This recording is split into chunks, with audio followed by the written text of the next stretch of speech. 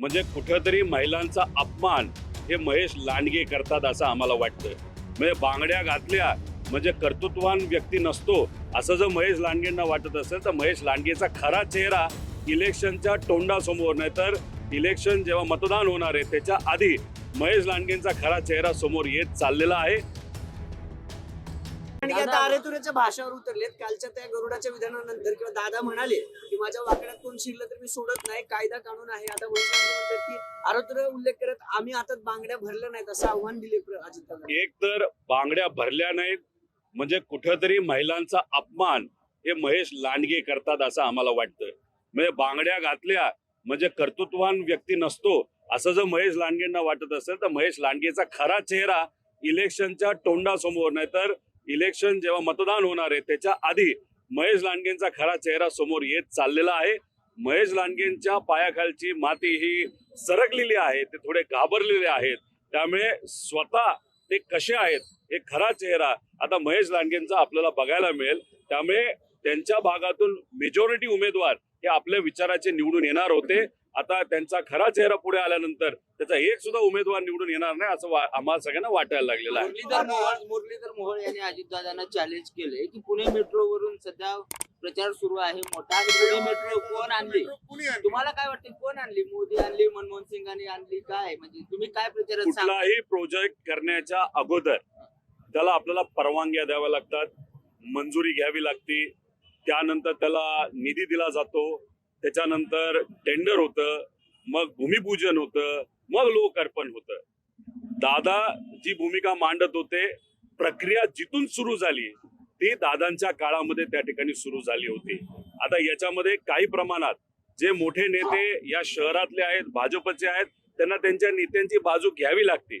आता काल बोलत असताना कुठेतरी जेव्हा पासपोर्टचा एका गुंडाचा विषय हा दादांनी काढला तेव्हा कुठेतरी मुरली मोहोळ हे कुठेतरी चिडले आणि त्यांनी सांगितलं हिम्मत असेल तर समोरासमोर आपण बसूया. मला मुरली मोहोळांना सांगायचंय, दादांना कशाला चॅलेंज करतात, त्यांची उंची फार मोठी आहे. आपण एक काम करा, मी तुमच्या बरोबर चर्चा करायला तयार आहे. खरं कोण होतं, कोणामुळे त्या गुंडाला पासपोर्ट मिळाला हे मी तुम्हाला जास्त चांगल्या पद्धतीने सांगू शकतो. पण अजून एक गोष्ट, जैन हॉस्टेलच्या बाबतीत तुम्ही डायरेक्ट दिल्लीमध्ये तुमचा कॉन्टॅक्ट वाढवल्यामुळे, नाही तर तुमचा कॉन्टॅक्ट डायरेक्ट दिल्लीपर्यंत असल्यामुळे तुमचा खरा गेम कुणी या महाराष्ट्रातल्या भाजपच्या नेत्यांनी केला हे सुद्धा त्या ठिकाणी मी तुम्हाला स्पष्टपणे लोकात नव्हे कानात नक्कीच त्या ठिकाणी मी सांगेल. भाजप असंही म्हणते कारभारी बदला म्हणतायत ते, पण 2017लाच कारभारी बदलून अजितदादांना म्हणजे लोकांनी निर्णय दिलेला आहे. आणि आता परत त्यांच्याच काळात जे आहे ते उड्डाण पूल पाडले गेले, आमच्या काळात बांधले गेले. म्हणजे एकत्र सत्तेत असताना जे मुरलीधर मोहोळ दादाची गोडीवर जात होतं ते अचानक एवढ्या खालच्या याच्यावर कसं काय आले, काय वाटतं?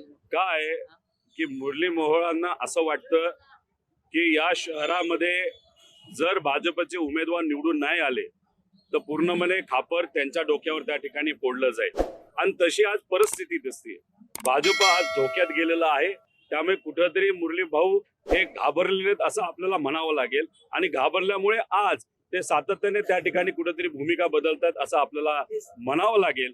पण 17ला लोकांनी भाजपला निवडून दिलं असलं तरी भाजपने या शहरामध्ये कशा पद्धतीने कारभार केला हे लोकांनी फार जवळून बघितलेलं आहे.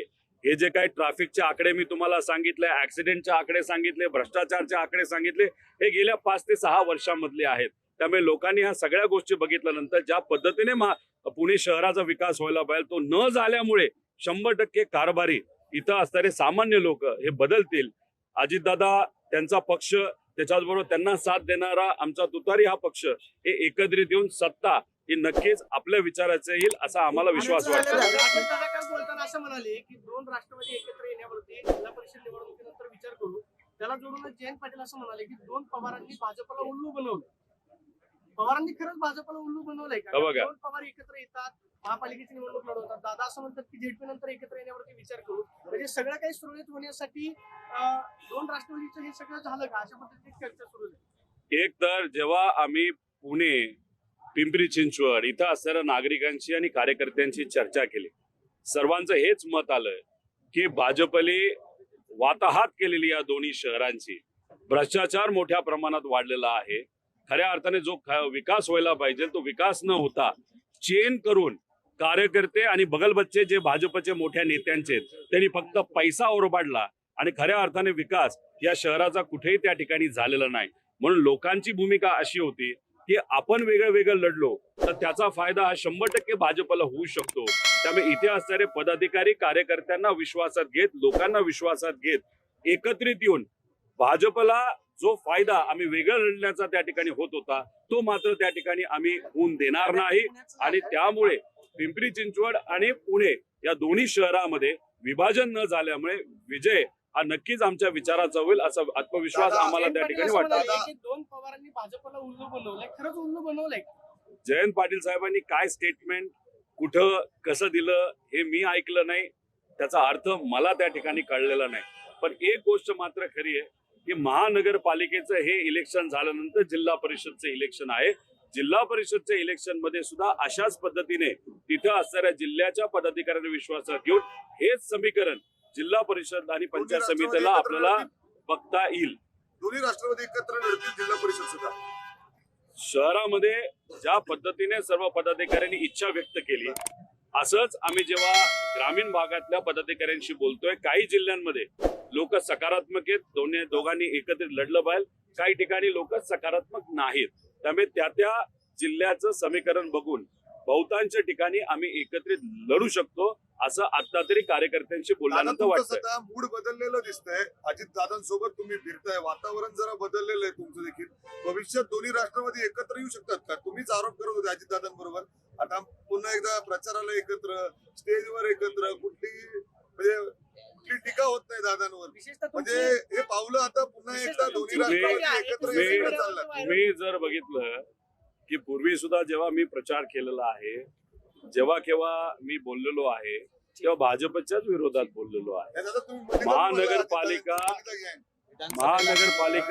आणि आपल्या या शहरामध्ये प्रचार करत असताना आता सुद्धा बीजेपीच्या विरोधात करत आहोत. राहिला प्रश्न मलिदाचा आणि मलिदा गँगचा, हा बारामती तालुक्याचा मुद्दा होता. त्यावेळेस तो त्या ठिकाणी आम्ही मुद्दा पुढे आणला होता.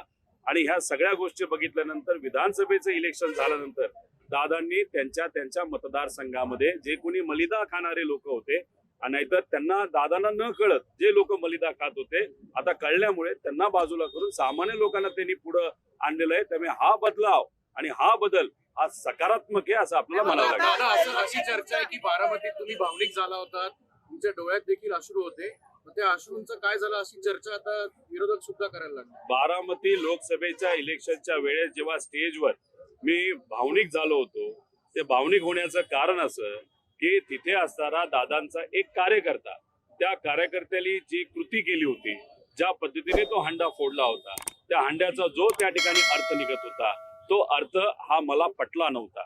पण आज त्याच कार्यकर्त्याला अजितदादांकडनं संधी दिली गेली का? मला जे कळते की त्याला संधी दिली गेली नाही.